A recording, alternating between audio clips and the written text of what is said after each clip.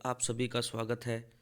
मैं एक और लेटेस्ट वीडियो आपके सामने लेकर आया हूं, जो आपकी बोर्ड परीक्षा के लिए कारगर साबित होगी। अगर आप हमारे चैनल पर पहली बार विजिट कर रहे हैं तो प्लीज़ चैनल को सब्सक्राइब कर लीजिए, ताकि कोई भी लेटेस्ट वीडियो जो कि आपके परीक्षा से संबंधित हो उसे हम अपलोड करें तो उसका नोटिफिकेशन आपको प्राप्त हो जाए।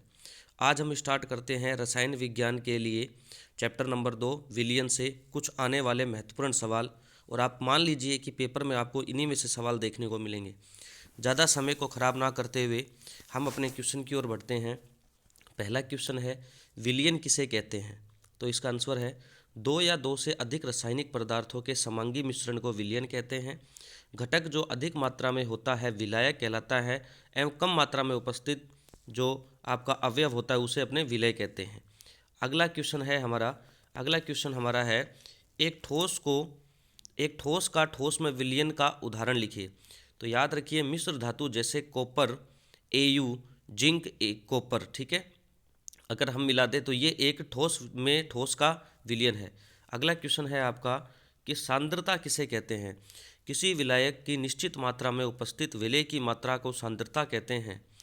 अगला क्वेश्चन, द्रव्यमान प्रतिशत सांद्रता किसे कहते हैं? तो याद रखें, किसी विलेय पदार्थ के भागों की वह संख्या जो विलयन के 100 भार भागों में उपस्थित हो उसे विलयन की द्रव्यमान प्रतिशत सांद्रता कहते हैं। द्रव्यमान प्रतिशत सांद्रता ज्ञात करने का सूत्र लिखिए। तो याद रखना, द्रव्यमान प्रतिशतता बराबर होता है विलेय की ग्राम में मात्रा बटे विलयन की ग्राम में मात्रा इंटू में 100, ठीक है। अगला क्वेश्चन है, और द्रव्यमान प्रतिशतता बराबर हो गया विलेय की ग्राम में मात्रा बटे में, इसको आप ऐसे भी लिख सकते हैं, विलेय की ग्राम में मात्रा बटे में विलेय की ग्राम में मात्रा प्लस विलायक की ग्राम में मात्रा इंटू में 100। अगला क्वेश्चन है आपका, इस तरीके से आप इसको मैथमेटिकली लिख सकते हैं। देखिए, WVB जो है वो विलेय की ग्राम में मात्रा और WA जो है वो है विलायक की ग्राम में मात्रा। इस तरीके से आप इसको लिख सकते हैं। अगला क्वेश्चन है आपका, आयतन प्रतिशत किसे कहते हैं? विलेय पदार्थ के आयतन भागों की वह संख्या जो विलयन के 100 आयतन भागों में घुली हो विलयन की आयतन प्रतिशतता कहलाती है। अगला क्वेश्चन, आयतन प्रतिशतता का सूत्र लिखिए। आयतन प्रतिशतता बराबर होता है विलेय का आयतन बटे में विलयन का आयतन इंटू में 100। और मैथमेटिकली आप इसे देख सकते हैं, VB बटे में VA प्लस VA इंटू में 100। VB है विलेय का आयतन, VA है विलायक का आयतन, और VB प्लस विलय, यानी जब विलय और विलायक को मिला देते हैं तो हमें पता है विलयन बनता है। अगला क्वेश्चन, 25 ml एथेनॉल को 75 ml पानी में घोलने पर आयतन प्रतिशतता ज्ञात कीजिए।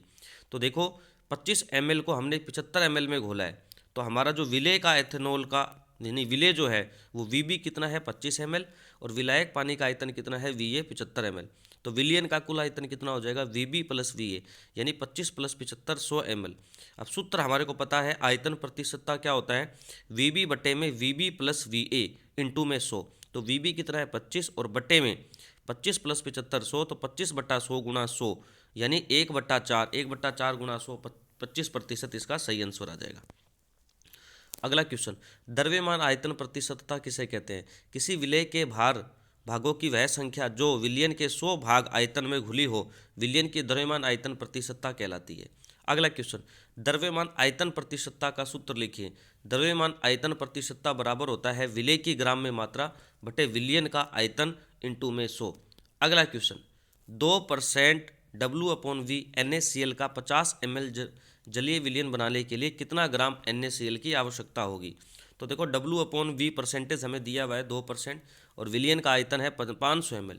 सूत्रानुसार हम जानते हैं W/V परसेंटेज कितना होता है, विलय की ग्राम में मात्रा बटे विलयन का आयतन इंटू में 100, ठीक है। और यहाँ पर W/V हमें दिया है तो 2 बराबर हो जाएगा NaCl की ग्राम में मात्रा, ये हमें ज्ञात करनी है, बटे में 500 ml, क्योंकि विलयन का आयतन दिया हुआ है 500 ml इंटू में 100। तो NaCl की ग्राम में मात्रा कितनी आ जाएगी? NaCl की ग्राम में मात्रा आ जाएगी बराबर 2 गुणा में 500 गुणा में चला जाएगा, ठीक है, और 100 बट्टे में, तो 2 गुणा 500, 1000 में 100 का भाग लगाया तो 10 ग्राम आ जाएगा। मोलरता किसे कहते हैं? 1 लीटर विलयन में घुले हुए विलेय के मोलों की संख्या को विलयन की मोलरता कहलाती है। मोलरता का सूत्र लिखिए। मोलरता बराबर होता है विलेय के मोलों की संख्या बटे विलयन का लीटर में आयतन, या मोलरता का दूसरा सूत्र लिख सकते हैं, विलेय के मोलों की संख्या बटे में विलयन का मिलीलीटर में आयतन इंटू में, ठीक है, इंटू में 1000। अगला क्वेश्चन है क्वेश्चन नंबर 14, विलेय के मोलों की संख्या ज्ञात करने का सूत्र लिखिए।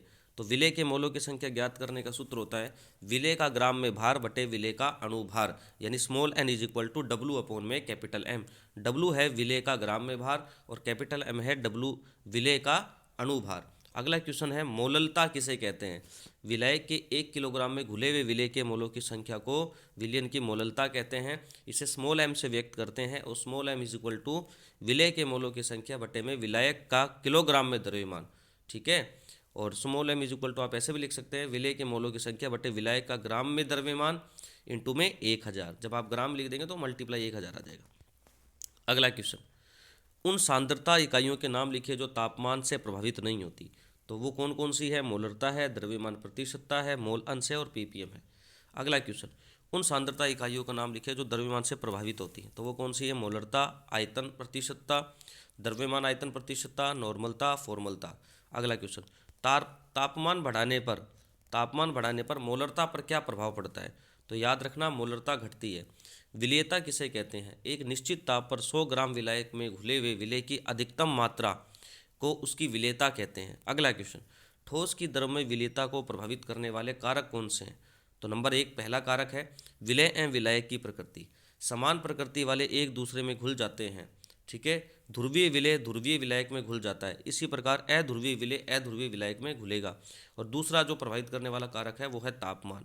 अगला क्वेश्चन, ठोस की द्रव में विलेयता पर ताप का क्या प्रभाव पड़ता है। यदि ठोस का द्रव में घुलना ऊष्माशोषी प्रक्रम है तो तापमान बढ़ाने पर विलेयता बढ़ेगी। यदि ठोस का द्रव में घुलना ऊष्माक्षेपी प्रक्रम है तो तापमान बढ़ाने पर विलेयता घटेगी। अगला क्वेश्चन है आपके सामने, ऊष्माशोषी प्रक्रम किसे कहते हैं। ठोस का द्रव में घुलने पर ऊष्मा का अवशोषण होता है तो इसे ऊष्माशोषी प्रक्रम कहते हैं।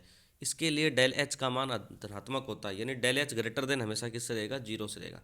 ऊष्माक्षेपी प्रक्रम किसे कहते हैं, ठोस को द्रव में घुलने पर ऊष्मा उत्सर्जित होती है, इसे ऊष्माक्षेपी प्रक्रम कहते हैं। इसके लिए डेल एच का मान ऋणात्मक होगा, यानी डेल एच लेस देन कितना होगा, 0। ठोस की द्रव में विलेयता पर दाब का क्या प्रभाव पड़ता है। तो याद रखना दाब का कोई प्रभाव नहीं पड़ता। अगला क्वेश्चन है, गैस की द्रव में विलेयता किस पैरोमीटर द्वारा मापी जाती है। तो उसका क्वेश्चन आंसर हो जाएगा अवशोषण गुणांक। अगला क्वेश्चन है आपका, अवशोषण गुणांक किसे कहते हैं। तो याद रखना किसी गैस का सेंटीमीटर क्यूबिक में आयतन जो 1 सेंटीमीटर क्यूबिक जल में घुला हो अवशोषण गुणांक कहलाता है। अगला क्वेश्चन, गैस की द्रव में विलेयता को प्रभावित करने वाले कारक कौन से हैं। तो याद रखना विलेय और विलायक की प्रकृति, ताप और दाब। अगला question, NH3 HCl SO2 H2S CO2 C2H2 O2 N2 को अवशोषण गुणांक के घटते क्रम में लिखिए। अच्छा सवाल है।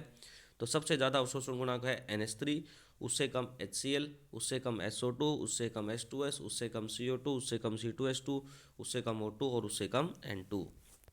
अगला सवाल, ग्लोबल लवण की विलेयता 32.4 डिग्री सेल्सियस तक बढ़ती है और इससे अधिक तापमान पर घटने लगती है, क्यों।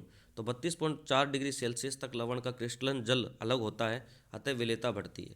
अगला क्वेश्चन, HCl व NH3 गैस बेंजीन की तुलना में पानी में अधिक घुलनशील है, क्यों। तो हाइड्रोजन क्लोराइड व अमोनिया गैस ध्रुवीय प्रकृति की हैं तथा पानी में ध्रुवीय होता है।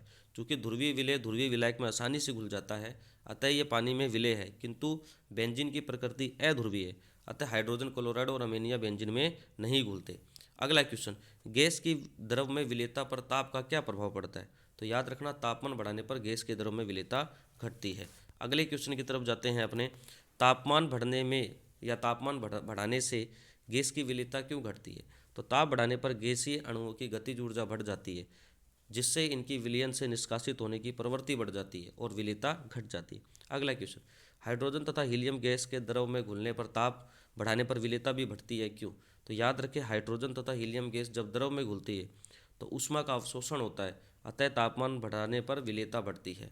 अगला क्वेश्चन, दाब का गैस की द्रव में विलेयता पर क्या प्रभाव होता है।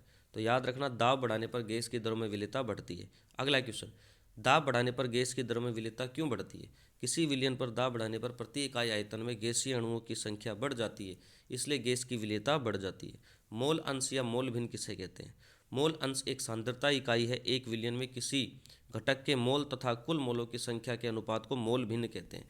अगला क्वेश्चन, हेनरी का नियम लिखिए। स्थिर ताप पर किसी विलायक के इकाई आयतन में विलेय गैस की मात्रा विलायक की सतह पर साम्यावस्था में गैस द्वारा लगाए गए दाब के समानुपाती होती है, यानी m directly proportional P, m is equal to होगा KHP, और जो KH है वो आपका हेनरी कांस्टेंट यानी हेनरी स्थिरांक है। अगला क्वेश्चन, हेनरी के नियम की सीमाएं लिखो। तो याद रखना, दाब अधिक नहीं होना चाहिए, ताप बहुत कम नहीं होना चाहिए, गैस की विलायक के साथ रासायनिक क्रिया ना हो, विलयन जो है वो तनु होना चाहिए। अगला क्वेश्चन, हेनरी के नियम का अनुप्रयोग, मतलब हेनरी का नियम यूज कहाँ होता है। तो देखो कहाँ का यूज होता है इसका एप्लीकेशन, सोडा वाटर में कार्बन डाइऑक्साइड गैस की विलेयता बढ़ाने के लिए बोतल को उच्च दाब पर बंद किया जाता है। एनोक्सिया किसे कहते हैं, शरीर में ऑक्सीजन की कमी के कारण सोचने समझने की क्षमता कम हो जाती है, इसे एनोक्सिया कहते हैं। अगला क्वेश्चन, एनोक्सिया रोग किस प्रकार की भौगोलिक परिस्थितियों में होता है। अधिक ऊंचे स्थानों पर वायु दाब कम होता है तथा ऑक्सीजन गैस की सांद्रता कम होती है, इसलिए वहां रहने वाले लोगों के शरीर में ऑक्सीजन की कमी हो जाती है। गोताखोरों में बैंड नामक समस्या को रोकने के लिए ऑक्सीजन गैस के सिलेंडर में कौन सी गैस मिलाई जाती है। याद रखना, हीलियम गैस। द्रव का आंशिक दाब किसे कहते हैं, किसी वाष्पशील द्रव की सतह पर साम्यावस्था में उसकी वाष्प द्वारा लगाया गया दाब उस द्रव का आंशिक दाब कहलाता है। अगला क्वेश्चन, वाष्पशील विलेय युक्त विलयन के लिए राउले का नियम बताइए। निश्चित ताप पर वाष्पशील विलेय युक्त विलयन में प्रत्येक घटक का आंशिक दाब उस घटक के मोल भिन्न के समानुपाती होता है। माना किसी विलयन में दो घटक हैं ए व बी तथा इनके आंशिक दाब है पी ए तथा पी बी, इनके मोल भिन्न क्रम से एक्स ए तथा एक्स बी है। तो राउले के नियम अनुसार P A directly proportional X A, तो पी ए बराबर हो जाएगा P A degree X A, और पी बी इसी प्रकार से हो जाएगा समानुपाती एक्स बी, तो पी बी बराबर हो जाएगा P B degree X B. आदर्श विलयन किसे कहते हैं, ऐसे विलयन जो समस्त ताप एवं समस्त सांद्रताओं पर राउल के नियम का पालन करते हैं उन्हें आदर्श विलयन कहते हैं। समान भौतिक एवं रासायनिक गुणों वाले विलय एवं विलायक आदर्श विलयन बनाते हैं। अगला क्वेश्चन, आदर्श विलयन के प्रमुख लक्षण लिखिए। यह राउले नियम का पालन करता है, विलयन का कुल आयतन विलय तथा विलायक के आयतन के योग के बराबर होता है, अर्थात इन विलयनों के निर्माण में आयतन परिवर्तन शून्य होता है। विलय तथा विलायक को मिश्रित करने पर ऊष्मा का ना तो अवशोषण होता है ना ही उत्सर्जन, अर्थात एंथैल्पी परिवर्तन शून्य होता है। विलयन में विलय तथा विलायक के अणुओं के मध्य उपस्थित सहसंजक बल का परिमाण विलय के अणुओं के मध्य तथा विलायक के अणुओं के मध्य उपस्थित असंजक बलों के परिमाण के योग के बराबर होता है। आदर्श विलयन के कोई दो उदाहरण लिखिए। तो याद रखना, एन हेक्सेन तथा एन हेप्टेन और क्लोरोबेंजीन तथा ब्रोमोबेंजीन, ये आदर्श विलयन के उदाहरण है। अगला क्वेश्चन, अनादर्श विलयन किसे कहते हैं। वह विलयन जो समस्त ताप और समस्त सांद्रताओं पर राउले नियम का पालन नहीं करते उन्हें अनादर्श विलयन कहते हैं। अनादर्श विलयन के प्रमुख गुण लिखिए। राउले नियम का पालन नहीं करते, विलयन के घटकों को मिश्रित करने पर आयतन में परिवर्तन होता है, विलयन के घटकों को मिश्रित करने पर एंथैल्पी में परिवर्तन होता है। अनादर्श विलयन में विलय तथा विलायक के अणुओं के मध्य उपस्थित अंतर आणविक बल, विलय अणुओं के मध्य उपस्थित अंतराण्विक आकर्षण बल तथा विलायक अणुओं के मध्य उपस्थित अंतराण्विक बलों की तुलना में दुर्बल या प्रबल होते हैं। अनादर्श विलयन कितने प्रकार का होता है। तो याद रखना, अनादर्श विलयन जो है वो दो प्रकार का होता है, एक धनात्मक विचलन प्रदर्शित करने वाले, एक ऋणात्मक विचलन प्रदर्शित करने वाले। तो ये मेरे हिसाब से टॉप 50 क्वेश्चन थे जो कि आपके चैप्टर नंबर 2 विलयन से थे। आशा करता हूँ कि ये वीडियो आपको बहुत पसंद आई होगी और आपके बोर्ड एग्ज़ाम के लिए बहुत ही कारगर होगी। अगर आपको वास्तव में मेरे द्वारा दिए गए इस कंटेंट से फ़ायदा है या लाभ है तो आप मेरे प्लीज़ चैनल को सब्सक्राइब कर लीजिए ताकि आपको लेटेस्ट इसी प्रकार की जो वीडियोज़ हैं वो प्राप्त हो जाएं। धन्यवाद, आप बेहतर हैं और मुझे आपसे एक बेहतरीन की उम्मीद है। Okay, thanks.